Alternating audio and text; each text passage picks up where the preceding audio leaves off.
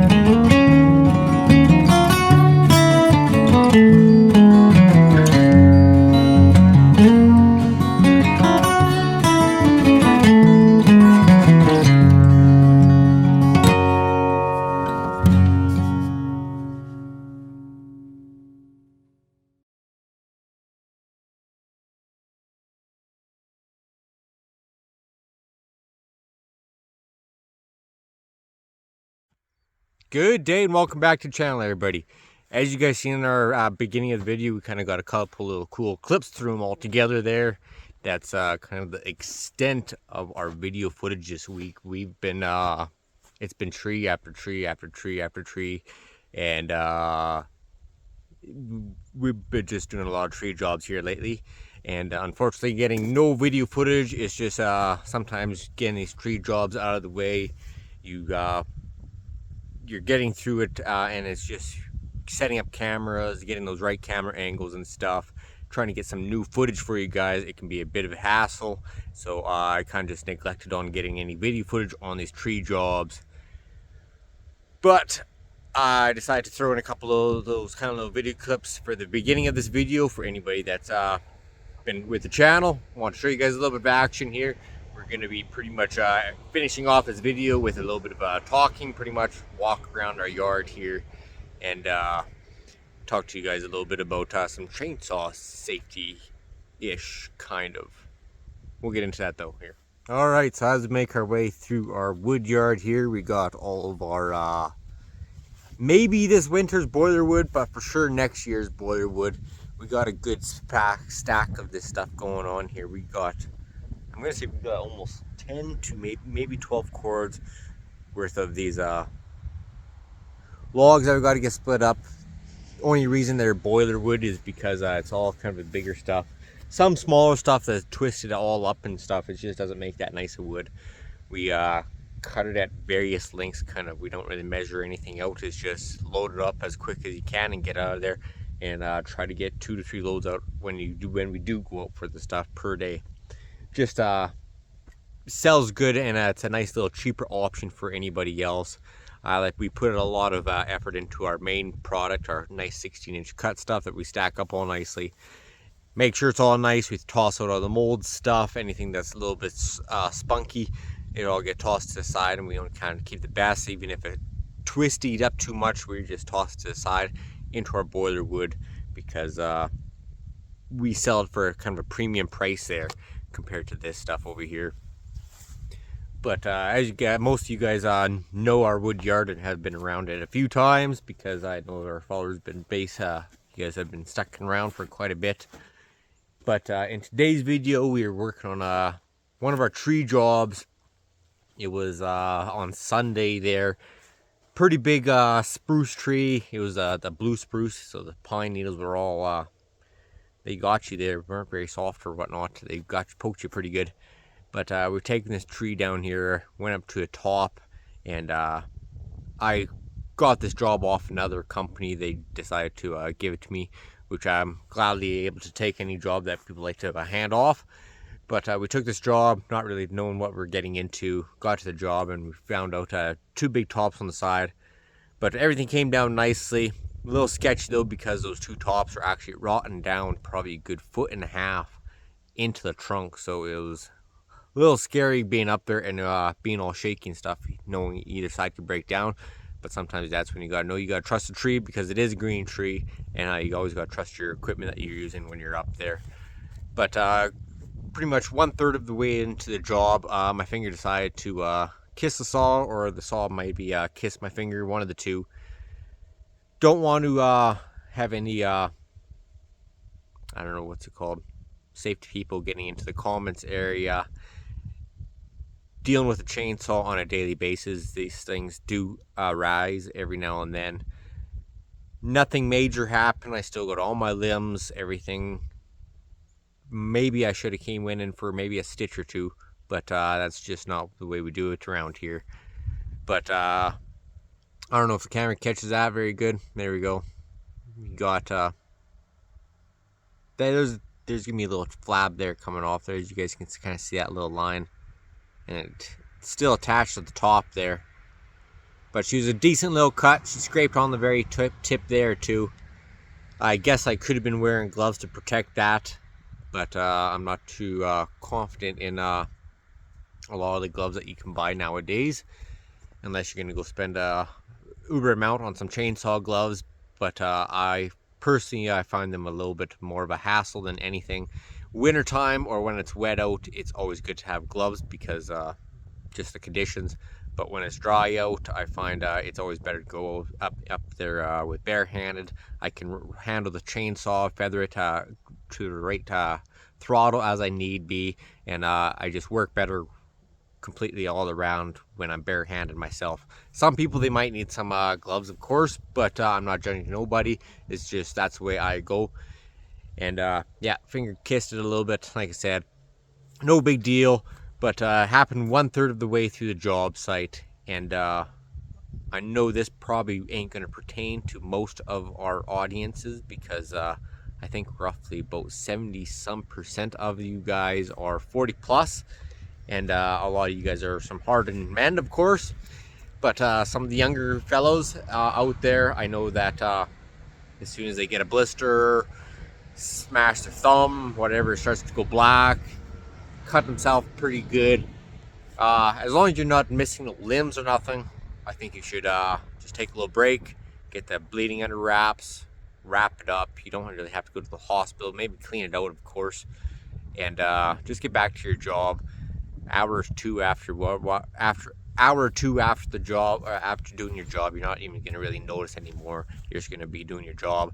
End of the day, of course, it's going to come back to you and boom. But you got to keep on going on. We've been dealing with that. We wrapped it up every now and then when we do our tree jobs, because we've been doing a lot of pine and spruce trees lately here, and well, they're pretty pokey, as you guys know. But still barehanded the whole thing, but we do wrap that up just to kind of keep it protected and a little bit cleaned. I maybe should have cleaned that out a little bit better. But just a little bit of advice for some of the younger audience out there. I don't know. I'm not judging anybody or trying to make a video like, I don't know what they would call that. My English isn't that well, but it's just if I can get to any of the younger crowds or even somebody older that if they hurt easily or whatnot, even if you're having a bad day or many different things, can't let that affect your work day out there. You just gotta kind of gotta keep on persevering and just keep going on, and you'll keep, oh, what are the right words? You just gotta kind of keep it going on, and your day's just gonna keep going better, and it'll be just another little obstacle thing that you've gotten over and you kept going on through. But yeah, we're probably gonna wrap that up for today's video, guys. Well, I'm gonna take you guys one last loop around our yard here because I just kind of got to talking here. We are almost done our pile here. We probably got another 4 more days or evenings worth of splitting on this thing. Still tossing it back there. We got ourselves a good little pile, probably roughly, we're sitting at probably 8 to 10 cords in that big loose pile up there. Odds and ends are still going like crazy. You guys are probably sick of looking at me. Oh, all right, so here's our odds and ends. They've been still selling like crazy. We got little indents everywhere. It used to be out to these rakes over here, which I haven't cleaned up from our past video. But we were, as you guys can see, the dead grass in here. That was our pile, so people have been just going crazy for this stuff. I think we sell numerous loads per day when the weather's right.